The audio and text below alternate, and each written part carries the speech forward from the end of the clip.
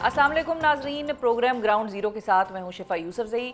27वीं आईनी तरमीम के ख़तरे की बू महसूस करने वाली और खैबर पख्तूनख्वा में अपनी हुकूमत को गिराए जाने की धमकियों का सामना करने वाली PTI को अब पंजाब असम्बली में भी अपने 26 अरकान की नाअहली का खदशा लाहक हो गए और PTI को 2 सूबों में बैक वक्त 2 महाजों पर लड़ना पड़ रहा है। अगर खैबर पख्तूनख्वा में 52 से ज़ायद अरकान की हिमायत का दावा करने वाले गवर्नर फैसल करीम कुंडी बार बार ये इशारा दे रहे थे कि वो मतलूबा नंबर पूरा होने पर तहरीक अदम एतमाद पेश करवा देंगे, तो अब स्पीकर पंजाब असम्बली मलिक अहमद खान भी खुल्लम खुल्ला ये कानूनी और आइनी चैलेंज दे रहे हैं कि जिन 26 अरकान पंजाब असम्बली पर ऐवान में हंगामा आराई और तोड़ फोड़ करने का इल्ज़ाम है, उनके खिलाफ नाअहली की रेफरेंस को मंतकी अंजाम तक पहुँचाया जा सकता है और स्पीकर के पास ये इख्तियार है कि वो अरकान को नाअहल डिक्लेयर कर सकता है और इलेक्शन कमीशन को इस हवाले से रेफरेंस भी भेज सकता है।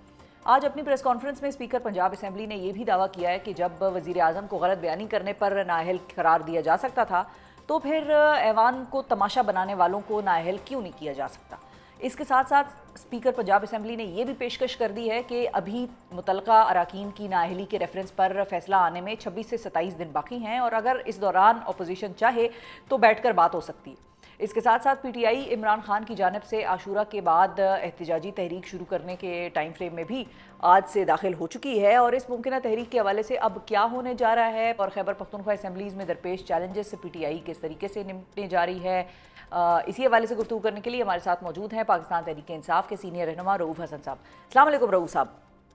वालेकुम अस्सलाम शिफा। थैंक यू रऊफ साहब। सबसे पहले तो 26 PTI के अरकान हैं पंजाब असम्बली के, उसके हवाले से अगर हम बात कर लें कि पंजाब असम्बली के स्पीकर तो जिस तरह से कहते हैं कि तुले हुए हैं कि वो अब PTI को वहाँ पर ये 26 अरकान से महरूम करेंगे और डी सीट करना, डिस्क्वालीफाई करना, वो तो उसी जज साहब की मिसालें दे देकर बता रहे हैं कि जिन्होंने उनके लीडर को गॉड फादर कहा था, तो और जिसको उस वक्त वो बड़ा क्रिटिसाइज़ भी करते होते थे, तो उन्हीं जज साहब की अब वो उनको कोट करके कह रहे हैं भाई अगर वज़ीर आज़म को नाअहल किया जा सकता है तो फिर वाई नॉट MPAs। तो इसके हवाले से PTI अब क्या करेगी, क्या प्लान है और आपको लगता है ये हो जाएगा या is it still difficult to achieve for Malik Ahmad Khan? Thank you Shifa. Again वो कहते हैं ना, मुश्किलें इतनी बड़ी मुझ पे कि आसान हो गई।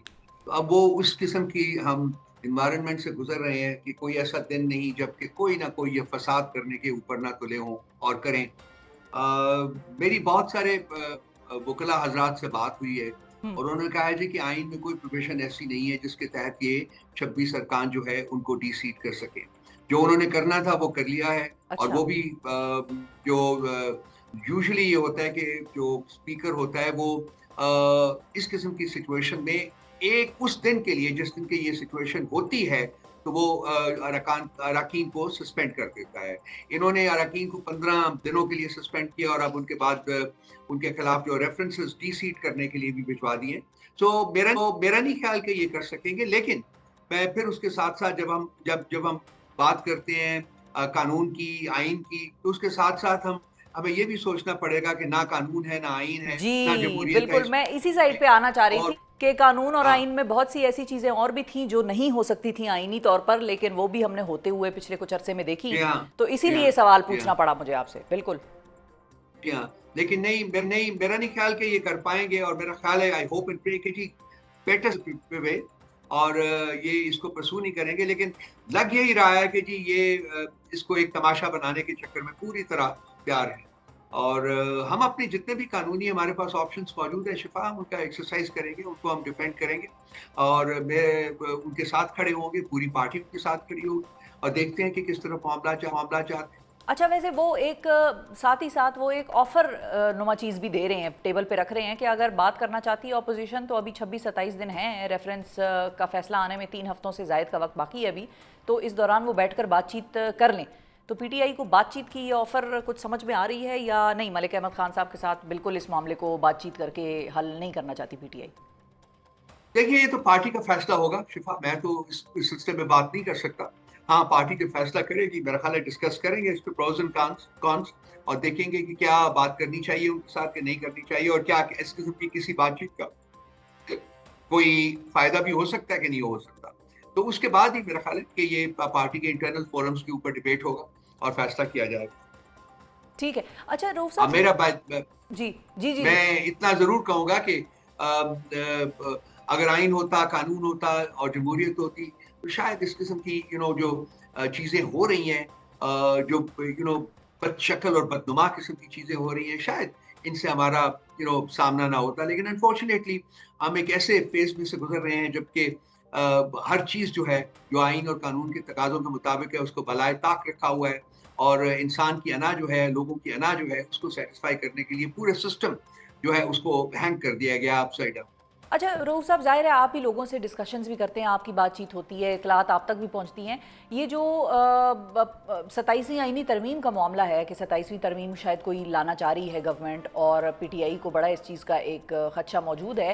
گورنمنٹ سے جب ہم یہ بات پوچھتے ہیں وہ کہتے ہیں نہیں بھائی کسی ڈرافٹ پر کوئی کام نہیں ہو رہا، کوئی 27ویں ترمیم نہیں آ رہی. آپ کو بھی کوئی اطلاعات موصول ہوئی ہیں باقاعدہ طور پہ کہ 27ویں ترمیم آنے والی ہے یا پلان کرتی ہے گورنمنٹ کہ لائے گی، یا کوئی ڈرافٹ کام ہو رہا ہو، کوئی پوائنٹس ڈسکشن میں ہوں؟ شفا، یہ گریپ فائن کی بڑی بہت نیوز ہے یہ، اور ہر بندہ ہی جو ہے وہ 27ویں آئینی ترمیم کی بات کر رہا ہے، بلکہ اس سے بھی بہت آگے جا رہے ہیں کہ اس میں کیا کیا ہونے والا ہے اور کیا کیا نہیں ہوگا. جی تو جو ہم سن رہے ہیں وہ تو کوئی ٹھیک باتیں نہیں ہیں، لیکن چونکہ ابھی اسپیکولیٹو ریل میں ہے تو اس لیے میرا خیال ہے کہ اس کے بارے میں بات نہیں کرنا چاہتے. لیکن اب ان کا ٹوٹل کنٹرول ہے. دیکھیے بڑا سمپل سا ایک ان کا آبجیکٹو ہے، ان کا ٹوٹل کنٹرول ہے. 26ویں آئینی ترمیم کے بعد اور یہ ریزرو سیٹس کی ڈسیشن آنے کے بعد ان کے پاس 2/3 میجورٹی ہے. یہ اگر چاہیں تو آئین بدل سکتے ہیں، آئین میں چینجز لا سکتے ہیں، جو چاہیں یہ کر سکتے ہیں. اور جمہوریت میں جو چیز روکتی ہے غلط کام کرنے سے وہ ہوتا ہے آئین اور قانون. لیکن نہ آئین، as we have already discussed, دونوں چیزوں میں سے کوئی بھی اس وقت جو ہے وہ پاکستان میں کارگر نہیں ہے. کنسیکوینٹلی ان کے اوپر کوئی ریسٹرینٹس نہیں ہے، جو چاہیں گے کریں گے، جیسا کریں گے. تو ابھی یہ مطلب ایک چیز جو کہ 27ویں آئینی ترمیم کے کانٹیکس میں ڈسکس ہو رہی ہے وہ یہ ہے کہ فاٹا کا جو انضمام ہوا تھا کے پی میں اس کو ریورس کرنا چاہتے ہیں. میں ابھی صرف اسپیکولیٹو ریل میں بات کر رہا ہوں، میرے پاس کوئی کنفرم نیوز نہیں ہے. تو یہ چیزیں جو ہیں یہ پرابلمس کریٹ کریں گے. میں نے نہیں خیال کہ ان چیزوں میں ڈیول کرنا چاہیے. جو فیصلے ہو چکے ہوئے ہیں وہ رہنے دینا چاہیے. لیکن یہاں جو مجھے لگ رہا ہے جو خواہشات ہیں وہ ان کی بھرمار ہے، اور یہ چاہتے ہیں کہ اب اور آئندہ آنے والے دنوں کے لیے جو ان کی مہر جو ہے وہ سیٹس آف پاور کے اوپر وہ پرماننٹلی ثبت ہو جائے اور کوئی اور پولیٹیکل پارٹی جو ہے وہ اپنی جگہ نہ بنا سکے. سو میرا خیال ہے یہ تمام چیزیں جو سوچی جا رہی ہیں اور جو سامنے آ رہی ہیں وہ اسی ایک خواہش ہے، ایک لسٹ فار پاور ہے، اسی کو سٹیمپ کرنے کے لیے میرا خیال ہے یہ سب کچھ کرنے کی تیاری ہو رہی ہے. اچھا رؤوف صاحب، اب ایک مسئلہ یہ بھی ہو گیا ہے کہ جو مخصوص نشستوں کا فیصلہ آیا اس کے بعد اب گورنمنٹ ٹیکنیکلی تو 2/3 میجورٹی والے سچویشن میں آ گئی ہے. 224 سے 234 تک یہ لوگ پہنچ گئے ہیں سیٹوں پہ. پہلے پی ٹی آئی ایوانوں کے اندر ان کو پھر بھی ایک شور شرابہ کہہ لیں یا ایک ریزسٹنس کہہ لیں وہ دکھاتی تھی. اب جب نمبرز ان کی بہت زیادہ چلے گئے ہیں، وہ تھریشولڈ بڑا کم ہو گیا ہے ان کا کہ بھئی ان کو ڈر لگے یا ان کا مطلب کسی طور پر کوئی ووٹ آف نو کانفیڈنس کی کہانی ہو یا کوئی بل پاس نہ کروانے کا کوئی ایشو ہو، تو اب وہ آپ کو کتنا اسٹرانگ لگتے ہیں؟ اور کیا آپ بھی اس چیز کو مانتے ہیں کہ یہ نمبرز ان کی طرف جانے سے پی ٹی آئی کو سیٹ بیک ہوا ہے ایوانوں کے اندر تک کم از کم؟ ریالٹی چیک کی ہے کہ جب ان کے پاس نمبرز نہیں تھے پھر بھی انہوں نے نمبر پورے کر لیے تھے. کیسے کیے تھے وہ آپ بھی جانتی ہیں، میں بھی جانتا ہوں، سب جانتے ہیں. اب ان کے پاس نمبرز آ گئے ہیں تو ان کے لیے وہ کام کرنا جو کہ پہلے یہ لوگوں کو کڈنیپ کر کے کر رہے تھے اب شاید ان کو کڈنیپ نہ کرنا پڑے، تو اس لیے بڑی ریلیٹیولی زیادہ آسانی سے ہو جائے گا. That's all. ادروائز تب بھی انہوں نے غیر قانونی اور غیر آئینی کام کیے ہوئے ہیں. اب بھی یہ غیر قانونی اور غیر آئینی کام کرنے کی کر کے کیا ان کا کوئی انٹینشنز ہیں، موجود ہے، سارا کچھ ہے. تو اب یہ ساری جو انٹینشنز ہیں یہ زیادہ آسانی سے یہ ان کو اکمپلش کر لیں گے رادر دین کہ جی ہمارے بندے کڈنیپ کریں، ان کو پکڑیں اور ان سے زبردستی ووٹ لیں. یہی صرف فرق پڑا جی، اور کچھ. بالکل صحیح. اچھا اب یہ بتائیے رؤوف صاحب کہ عاشورہ کے بعد تک کا ٹائم دیا تھا خان صاحب نے کہ بھئی عاشورہ کے بعد ہم تحریک کی طرف جائیں گے. اب جو ٹائم فریم عمران خان نے پی ٹی آئی کو دیا ہے وہ آج سے ٹیکنیکلی شروع ہو رہا ہے. کل پی ٹی آئی کے رہنماؤں کی ملاقات ہونی ہے، ٹیوزڈے کا دن ہے، اور اب معاملات کل کے سے آنورڈز اس طرف بڑھیں گے یا یہ معاملہ تحریک والا فی الحال لٹکا ہی رہے گا؟ پارٹی کی تیاری ہے یا ابھی وہ تیاری کرنے کے فیز میں آ رہے ہیں؟ پارٹی جو ہے وہ میرا خیال فائنل فیز میں ہے اس کی تیاری کے. آج بھی ایک میٹنگ ہونی تھی لیکن انفارچونیٹلی ایک اور کمیٹی کی میٹنگ ہوئی تو اس لیے اس کو پوسٹ پون کرنا پڑا. میرا خیال ہے کہ کل یہ میٹنگ ہو جائے گی جس میں کہ فائنل ڈیسیشنز جو ہیں وہ ہو جائیں گے. اس کے بعد ایک ڈیٹ جو ہے وہ سیٹ کر دی جائے گی. لیکن آج کے پی کی حکومت نے انہیں کہا ہے جی کہ وہ انہوں نے اناؤنس کر دیے کہ وہ میس موومنٹ جو ہے اس کو شروع کر رہے ہیں. سو کے پی میں سے تو شروع ہو رہا ہے, باقی کی پروونسز میں بھی میرا خیال ہے کہ کل کی میٹنگ یا پرسوں جب بھی ہو جاتی ہے ایٹ دی ارلیسٹ پاسبل تو وہ فائنل فیصلے کر لیے جائیں. ٹھیک ہے. اچھا, اور فائنلی یہ بتائیے رؤوف صاحب کہ جو تحریک ہے پی ٹی آئی وہ جماعت ہے کہ جس نے بڑی بڑی تحریکیں چلائیں اور جس نے بڑی امپیکٹفل جلسے جلوس کیے, اور یہ ہم نہیں کہتے دنیا مانتی ہے, لیکن تحریکوں سے نہ تو 126 دن کے دھرنے سے حکومت گرائی گئی تھی, اس وقت گرائی جا سکتی تھی یا گرائی جا سکی, اور بعد میں بھی جو اسٹیٹ کا رویہ رہا یا جو حکومت نے حربے استعمال کیے پی ٹی آئی کے خلاف, جو 26 نومبر کا ہم دیکھ لیں یا جو بھی معاملہ, وہ بھی منطقی انجام تک پہنچ نہیں سکا. تو تحریک کے آبجیکٹیوز کلیئر ہیں آپ لوگوں کے کہ تحریک سے نکالنا کیا ہے؟ دیکھیے, آپ کی بات میں بڑا وزن ہے جو آپ نے پہلے کہا ہے کہ جی پروٹیسٹ پر سے جو ہوتا ہے وہ اس سے کچھ زیادہ چیز حاصل نہیں ہوتی in a short period of time.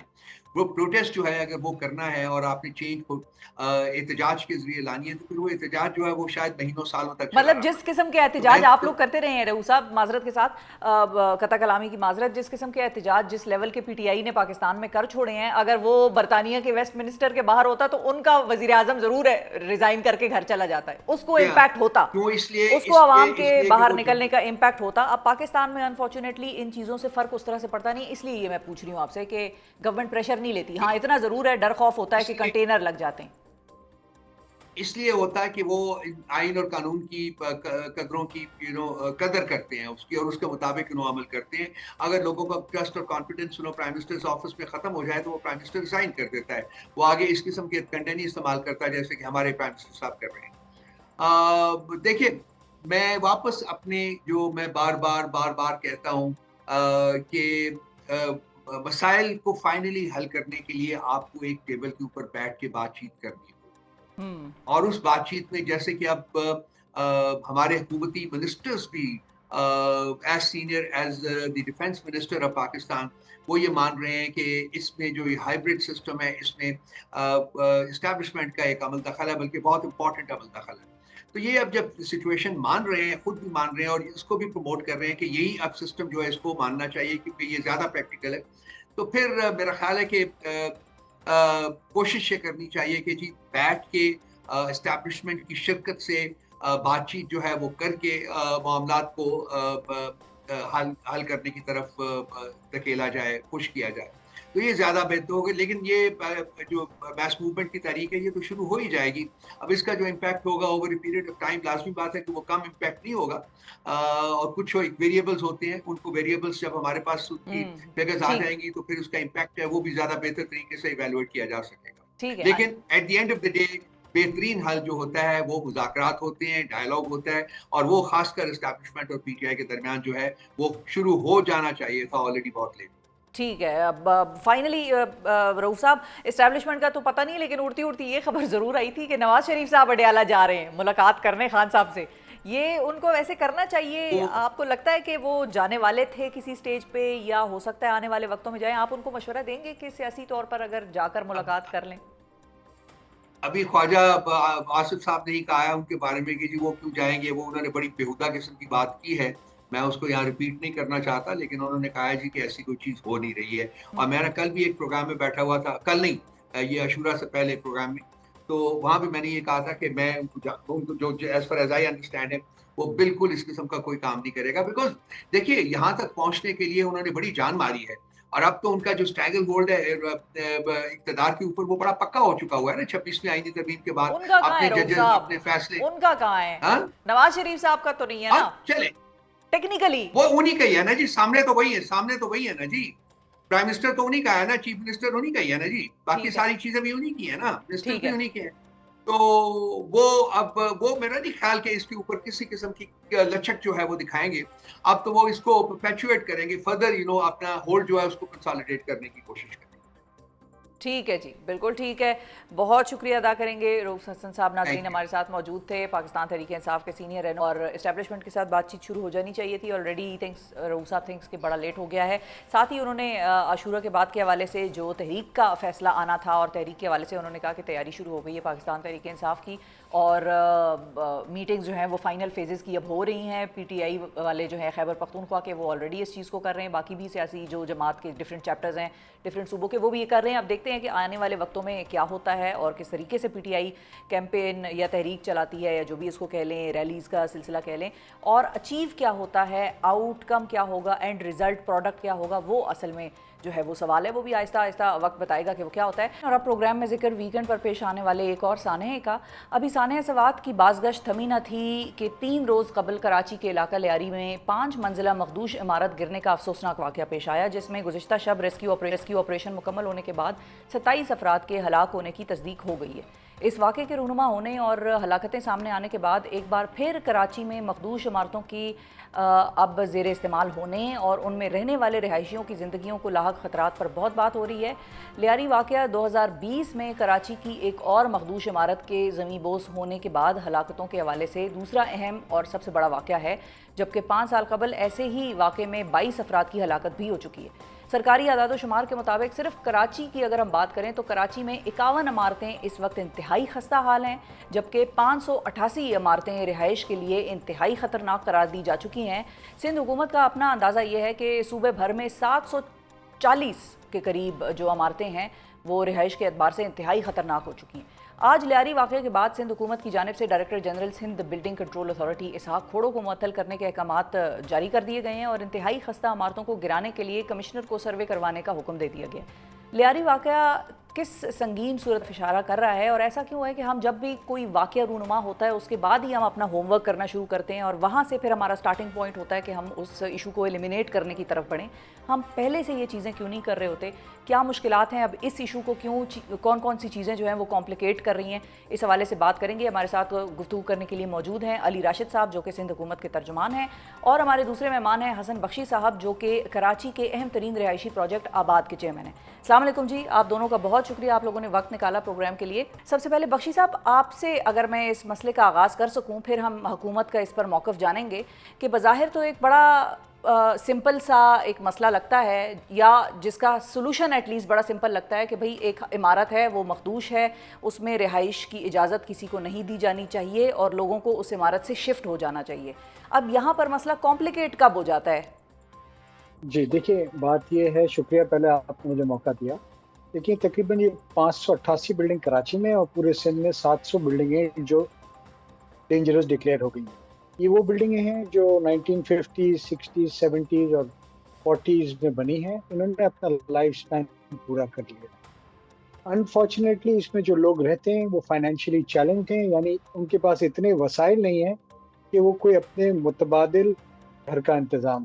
ٹھیک ہے. اور وہ ڈینجرس ڈکلیئر ہو گئی. اگر وہ جیکٹنگ سے صحیح ہو سکتی ہے یا ریٹرو فٹنگ سے صحیح ہو سکتی ہے تو اس کو صحیح کریں, مضبوط کریں. نہیں ہو سکتی تو 3 مہینے میں اس پلاٹ کے اونر کو آپ ڈائریکٹ کریں کہ وہ بلڈنگ ریکنسٹرکٹ کرے.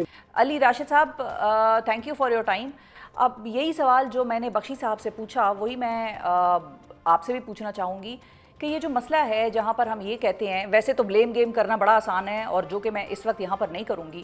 ٹھیک ہے, گورنمنٹ نے کچھ جگہوں پر کاہلی اگر دکھائی ہوگی تو کچھ جگہوں پر گورنمنٹ نے یا اس کے اداروں نے جا کر یہ کہا بھی ہوگا لوگوں کو کہ اب آپ یہ خالی کر دیں جگہ, اور جگہ جو ہے وہ رہنے کے لیے سوٹیبل نہیں ہے.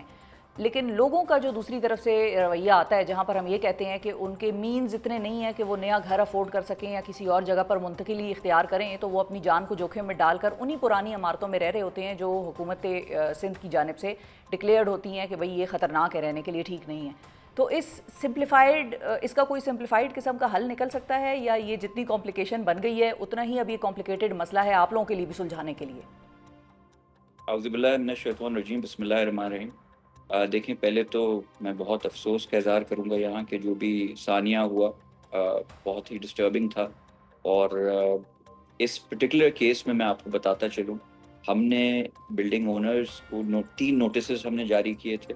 اس میں اس بلڈنگ کولیپس ہونے سے پہلے ہمارا عملہ بھی گیا تھا ان کو کہنے کے لیے مکینوں کو کہ یہ خالی کی جائیں بلڈنگ، مگر افسوس ان کو لگا کہ شاید گورنمنٹ کی طرف سے کوئی آیا ہے، they didn't take it seriously، اور محلے نے اور وہاں کے لوکل رہائشیوں نے جو ہے جلاؤ گھراؤ شروع کر دیا تھا، تو ہم اس پہ کچھ ایکشن لے نہیں سکے۔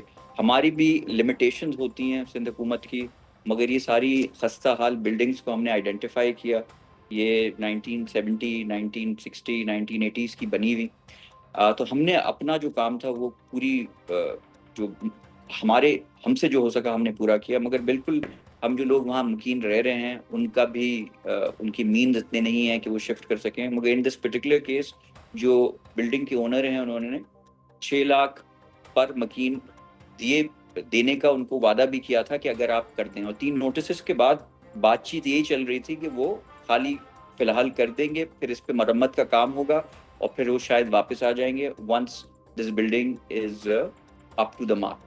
تو یہ بڑا انفارچونیٹ ہے، اس پہ ہم نے اگر ہماری طرف سے کوئی کوتاہی تھی یا کچھ بھی تھی، ہم نے ایک انویسٹیگیشن پروب بٹھایا ہے، کمیٹی بنی ہے، اور جو چیئرمین ہیں ہمارے ایس بی سی اے کے ان کو ہٹا دیا گیا ہے، ان کی جگہ نیا ایک ہم نے آفیسر پوسٹ کیا ہے۔ تو اس کا یہ حل ہے کہ دیکھیں it was a very unfortunate incident, but I feel it was an eye opener. I feel کہ اس کے بعد اب جتنی بھی بلڈنگس کو ہم نے نوٹس بھیجے ہوئے ہیں وہاں کے مکین دیکھیں، وہ بھی کوئی اپنی جان ہے تو جہان ہے، اپنی زندگی سے پیاری کسی کو کوئی چیز نہیں ہوتی۔ اب لوگوں کو اگر لگے گا کہ اگر سندھ حکومت واقعی نوٹس دے رہی ہے اور ان کا عملہ آ رہا ہے تو we should take it seriously, کہیں نہ کہیں کوئی بات تو ہے۔ تو آئی ایم ہوپنگ کہ یہ ایک کمبائنڈ ایفرٹ ہوگا اور مل جل کے ہم اس چیلنج کو، اس مسئلے کا حل نکال سکیں گے۔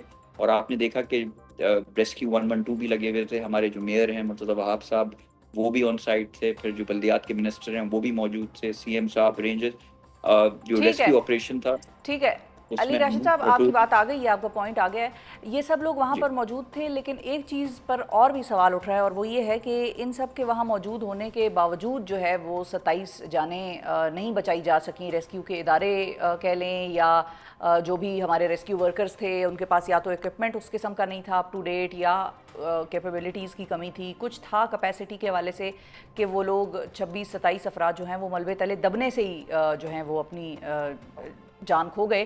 صرف ایک ہلاکت غالباً ایسی تھی جو کہ ہاسپٹل پہنچ کر ایک شخص کی ہوئی تھی۔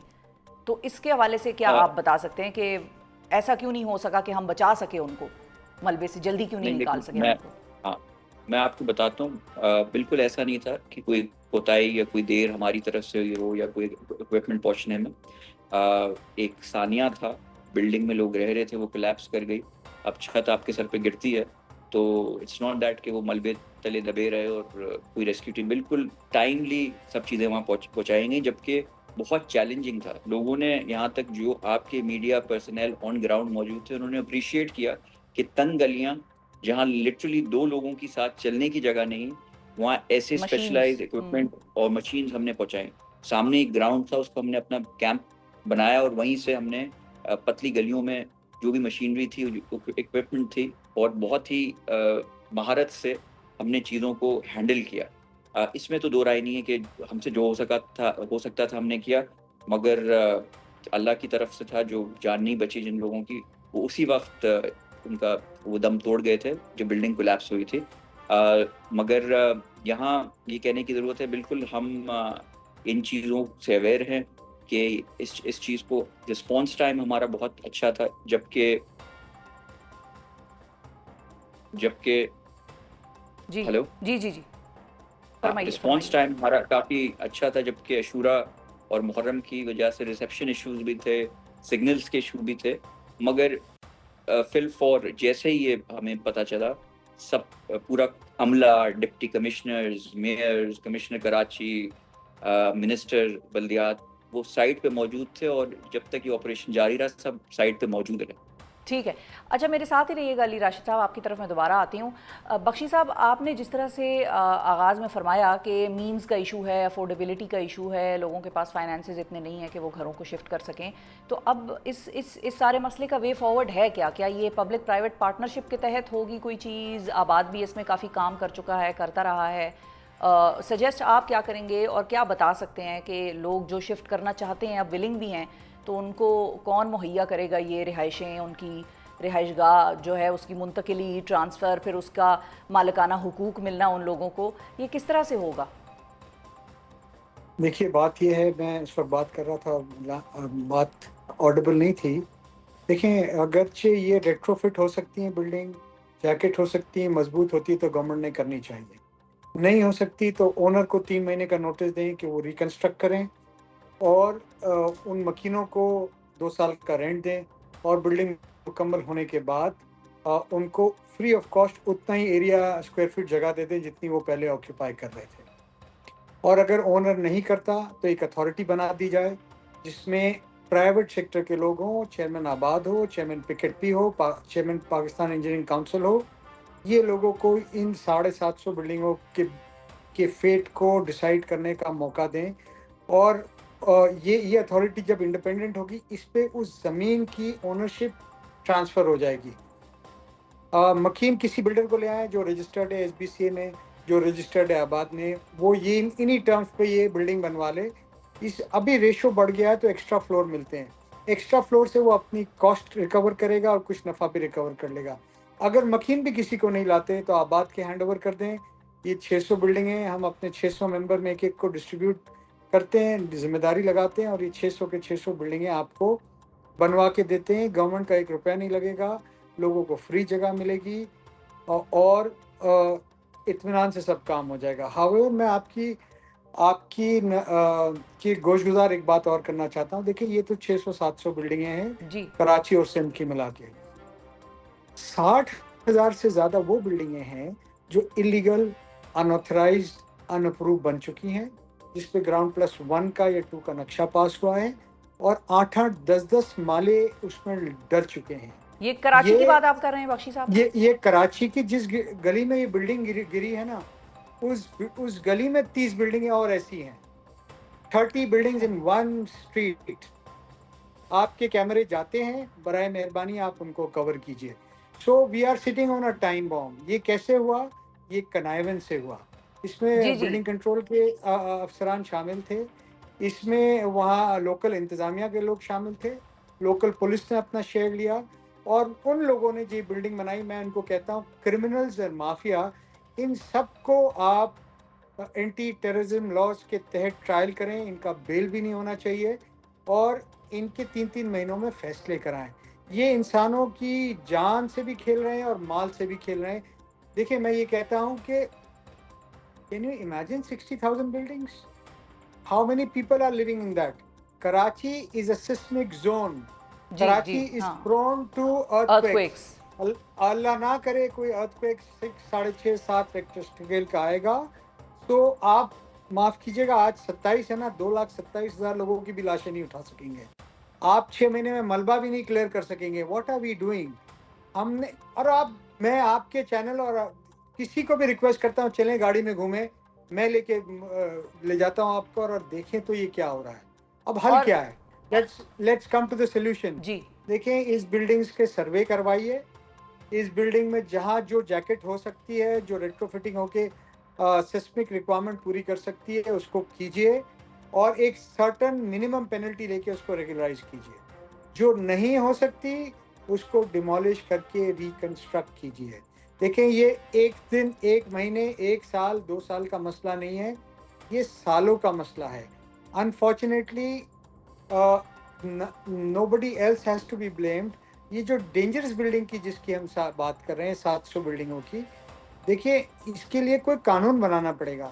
کس طرح لوگ، کیونکہ وہاں پر جو مالک ہے نا پلاٹ کا، وہ رکتا ہے کہ بلڈنگ ڈینجرس ہو، گرے تو اس کو پلاٹ مل جائے. رہنے والے رکے ہوئے ہوتے ہیں کہ ہم رکے رہیں تو ہمارا قبضہ رہے گا، ہمیں 2 پیسے ملیں گے. دیکھیے کوئی لیجسلیشن کر کے، دنیا میں ہے طریقہ، سندھ گورنمنٹ نے نہیں کیا لیجسلیشن، چلیں آج کر لینا چاہیے.